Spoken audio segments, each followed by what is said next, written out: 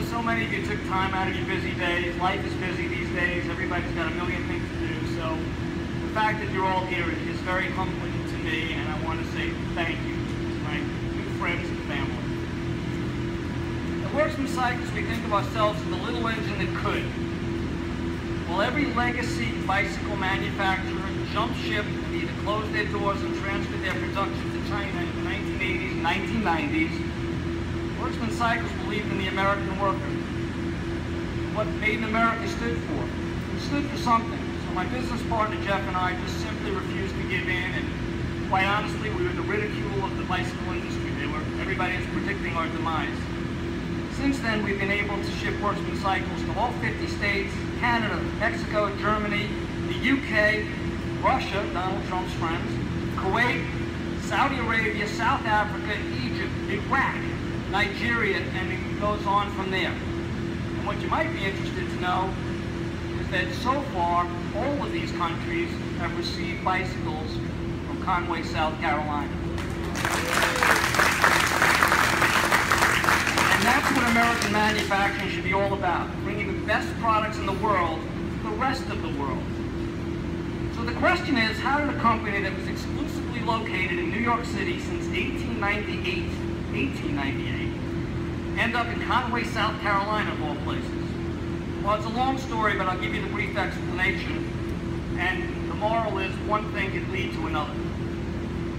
First story I'm going to tell you, and I'll try to make this quick, because if I went on for this one, you'd be here all day, and that's not fair to anybody. But New York City announced a bike share program was happening in like 2010, 11, or somewhere around then. And it was going to be the largest bike share program in the country, and maybe in the world. They needed 50,000 bicycles over 5 years. Well, if that wasn't cut out for Worksman Cycles, I don't know what was, because we had sold bikes for bike share programs to Tulsa, Oklahoma, Oklahoma City, and about 5 or other cities and a bunch of college campuses, and we make heavy-duty bikes. That's what they want. But New York City really never gave us a chance. It was a waste of our time and money bidding on this whole deal, and they thought importing bikes might be a better idea, working with a company that imported bikes rather than supporting their own people. Well, it got us very upset, as you can imagine, and I, not short of words, let it be known in the press that we were slighted by our own city, and they lost an opportunity to gain 50 to 60 manufacturing jobs from the only remaining American bicycle factory that had been in their city for 118 years. So at the same time, we started opening up to the possibilities of relocating our factory, because in truth, our existing factory was showing its age, and real estate costs in New York were absurd, really off the charts. So we had to be open-minded. This is where I get to one thing leads to another. So we were contacted by many states because I made that comment in the press that, you know, we got disrespected, if you will. And Virginia, Florida, Texas, everybody wants to be our best friends all of a sudden. And we took meetings with them, and all these places had very nice things to offer. And out of the blue, I got a call from Myrtle Beach Regional Economic Development Corp. That sounds kind of interesting. As somebody who's been down here many times on golf trips with my buddies, I thought that was a meeting worth taking. There had to be some free golf balls in that one, I was figuring. So it didn't take long. I met with the team, and I realized this was a really qualified team of professionals that had the right answers and made me feel that this was something worth considering.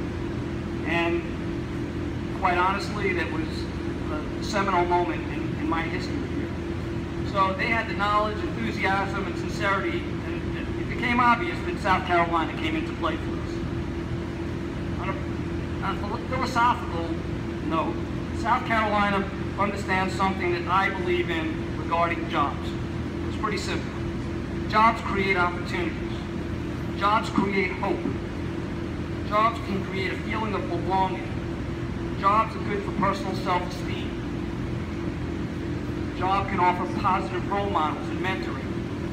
Jobs create character. Jobs create routines. Jobs create discipline. Jobs expand skill levels.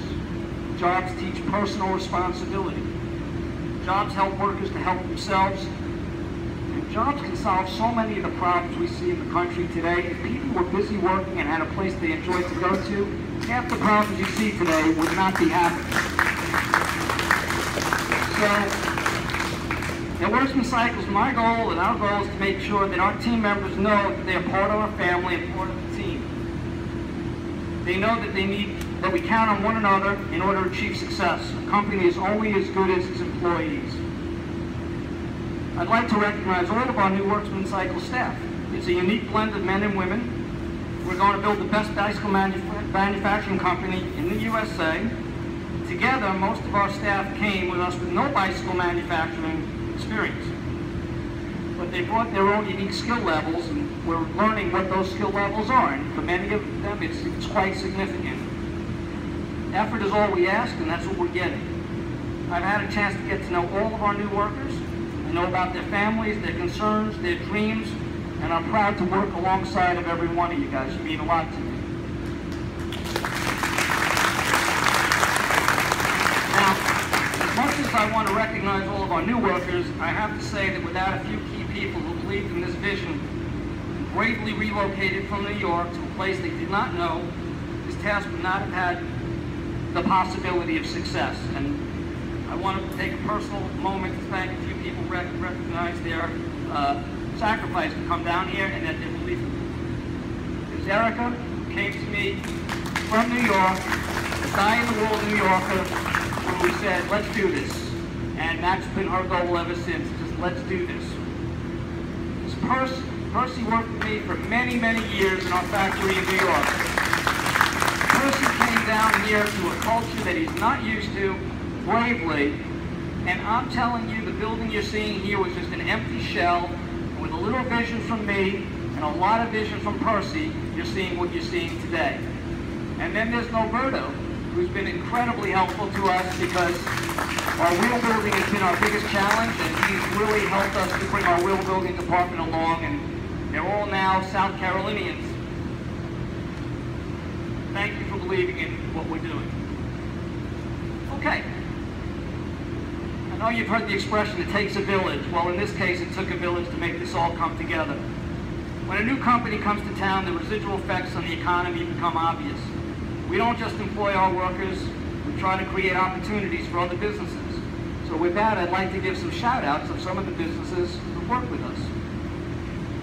First, it took dedicated professionals to meet with us to convince us that Horry County should be our new home. I'd like to thank Mark Lazarus, who met with me the very first time I came here, Councilman Johnny Bort, Philip Morgan from the state of South Carolina, and just to give you an idea of how welcome everybody has made me, Governor Haley met with me personally, and at the time said, when you have your ribbon cutting ceremony, you let me know. Well, I think she's a little busy right now, and in all due respect, I didn't let her know, but I could have, because she and I have corresponded on her cell phone to my cell phone.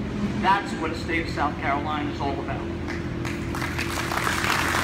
I want to thank all the good people from Georgetown Technical, Horry Georgetown Technical College. I met with them the first time I was here. Their welding department, machining department, if that doesn't get somebody excited that this is a good place to bring your business, I don't know what will. The helpful partners of Santee Cooper, thank you. Good folks at HTC, headed by Brent Groom, and I want to say that when I came down here, I was greeted by Brent Groom with a homegrown watermelon.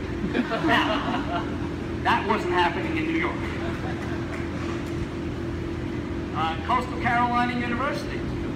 They bought our first bikes that we made down here, and they're using them on the campus. A little different than New York City. As soon as they saw we made bikes, hey, let's try some of those. Thank you.